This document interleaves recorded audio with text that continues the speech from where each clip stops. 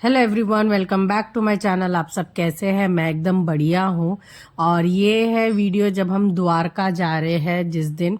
तो हम लोग रात में पहले ट्रैवल कर रहे हैं क्योंकि अगर सुबह निकलेंगे तो 7 घंटा मैंने रास्ते में ही टाइम चला जाएगा, और इसलिए हम लोग रात में निकल रहे। तो अराउंड 7 आवर्स हम लोग ड्राइव करेंगे और उसके बाद हम पहुँचेंगे। तो यहाँ पे पूरा सामान अचानक से हमने सोचा कि नहीं, हम रात में ही निकल जाते हैं तो सुबह उधर अर्ली मॉर्निंग की आरती मिल जाएगी द्वारका में जाके। तो यहाँ पे सब रेडी हो गया था। वहां पे वेद में अचानक से भाग के गई, उसको रेडी किया है, फिर वो जाके वापस मिट्टी में खेलने लग रहा था तो मैं उसे लेकर आई। और यहाँ पे सारा सामान मैं रख रही हूँ, और जो ड्राइवर अंकल है जो हमारे साथ जाने वाले हैं ड्राइव करवा कर, तो उनके वो भी अपना सामान रख रहे हैं।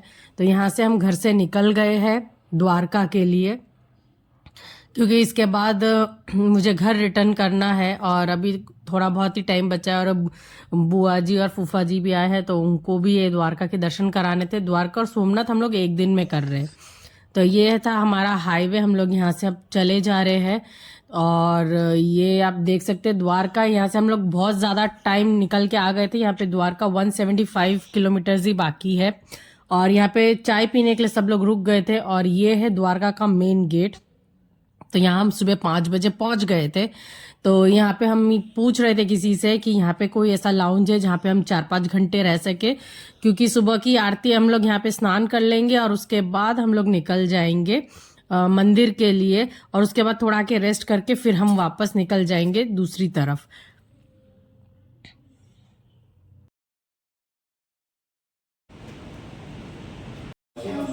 ये यहाँ पे इनका रूम है।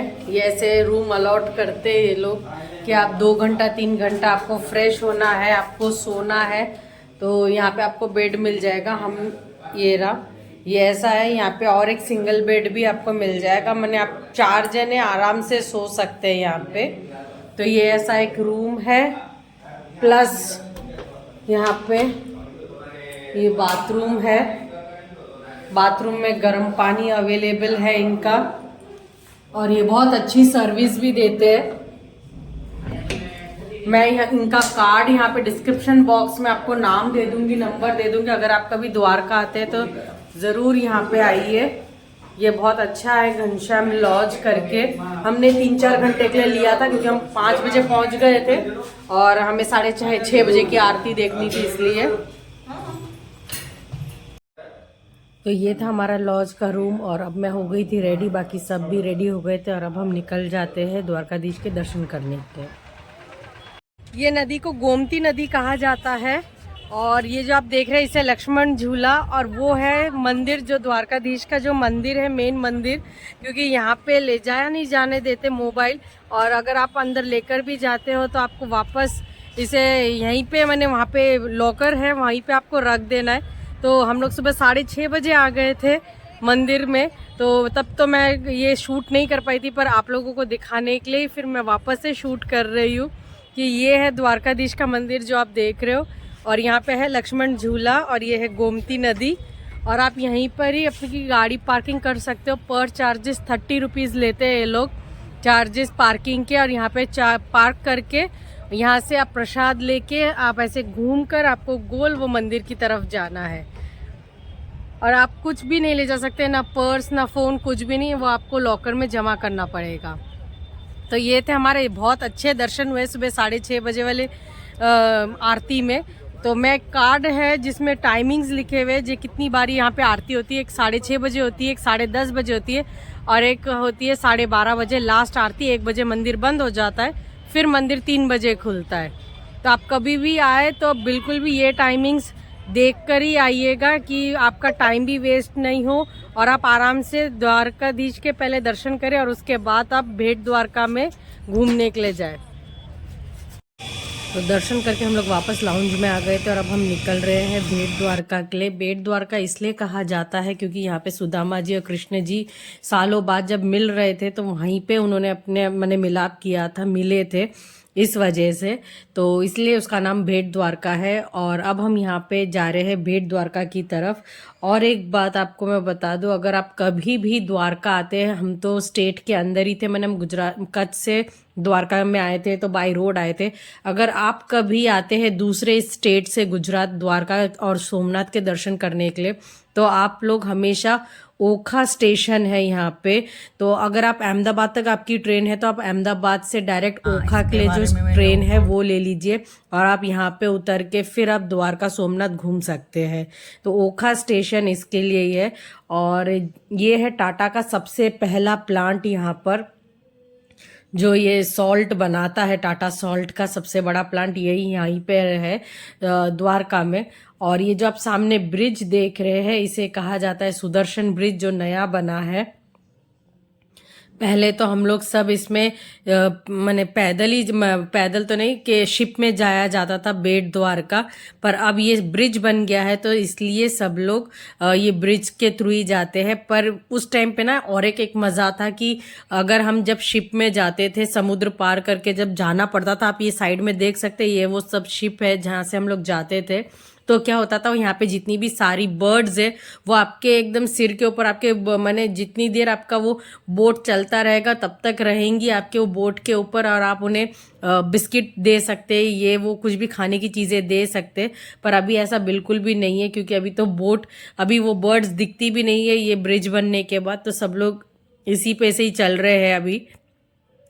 तो इस ब्रिज का नाम है सुदर्शन ब्रिज, जो बेट द्वारका को कनेक्ट किया है द्वारका से।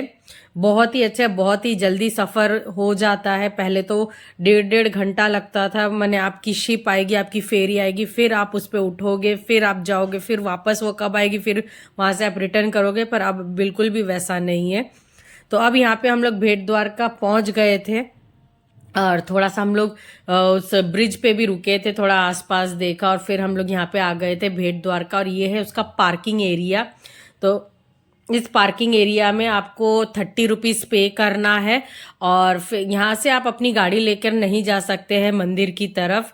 और अब हम जा रहे हैं, यहाँ पे अलग अलग टोटो किए हुए हैं, गाड़ियाँ करी हुई है, वो अराउंड 50 रुपीज़ पर पर्सन लेते हैं, और आपको लेकर जाएंगे। तो आना जाना 100 रुपीज़ पर पर्सन, ये ऐसा इन लोगों का। क्योंकि अब ये शिप तो बंद हो गई, कोई तो शिप में जाता नहीं, तो इन लोगों ने खुद का जो अर्निंग वे है वो और एक शुरू कर दिया है। तो अब यहाँ पे हम लोग अपने ये टोटो पे बैठ गए थे। टोटो बैठ के आप यहाँ पे ऊपर से आपको ना ये लोग, अगर आपको और भी आसपास के वो यहाँ के मंदिर घूमने हैं बेट द्वारका के, तो ये वो घुमा देंगे। तो चार्जेस थोड़े और ज़्यादा हो जाएंगे, बस ऐसा ही है, और कुछ भी नहीं है। तो फिर हम चले गए थे यहाँ से भेट द्वारका की तरफ, मंदिर की तरफ। और ये रोड है, और बस ये हम घुस गए हैं, क्योंकि वो बेट द्वारका जो है वो एकदम गांव के अंदर है, जहाँ लोग रहते हैं उसके साथ में ही वो मंदिर बना हुआ है, आसपास सब लोग रहते हैं यहाँ पे। तो हम घुस ही गए थे। ये आप देख सकते हैं उस टाइम के घर बने हुए हैं, मैंने इसमें कोई रिपेयरिंग भी नहीं की है। और ये है मंदिर का, और यहाँ पे भी यही सिचुएशन है कि आप फोन नहीं ले जा सकते हैं। तो फोन मैंने रख दिया था यहाँ पे लॉकर में, और यहाँ से फिर हमने ले लिया था प्रसाद, और ये थी वो प्रसाद की दुकान। और यहाँ पे ही है वो अंकल, उनके पास ही हमने लॉकर में रख दिया था। उन्होंने अराउंड 10 रुपीज़ चार्ज किया था फ़ोन और ये सब रखने का। तो बस और कुछ भी नहीं है इसमें अलग, बस यहाँ से हम चले गए थे मंदिर, मंदिर से घूम के आके वापस हम इस दुकान से हमने अपना फ़ोन कलेक्ट कर लिया था। और ये है वो चावल जो मैंने सुदामा जी ने कृष्ण जी के लिए जो लेकर आए थे खाने के लिए, भेंट देने के लिए, तो वही इसलिए यहाँ पे चावल ही चढ़ते हैं प्रसाद के लिए। तो अब यहाँ से हम वापस रिटर्न आ रहे थे मंदिर से, हमने मंदिर के दर्शन कर लिए थे। रिटर्न में यहाँ पे हमको मिल गए थे ये छाछ वाले अंकल, और ये छाछ तो मैं आपको क्या बोलूँ, मक्खन वाली, जैसे बटर मिल्क जो असली बटर मिल्क होता है ना, वैसा स्वाद था, पूरा मक्खन मुंह में आ रहा था, बहुत ही टेस्टी था। तो पी ली हमने फिर ये बटर मिल्क, इतनी अच्छी छाछ थी, बहुत ही टेस्टी। रिफ्रेश हो गए हम लोग, और फिर हम निकल गए यहाँ से सोमनाथ के लिए। तो ये हम जा रहे हैं सोमनाथ, पर इसके बीच में हम यहाँ पे रुक गए थे लंच के लिए यहाँ पे हम लोग। और लंच की बहुत अच्छी जगह थी ये, अमीधारा होटल था, और यहाँ पे बच्चों की खेलने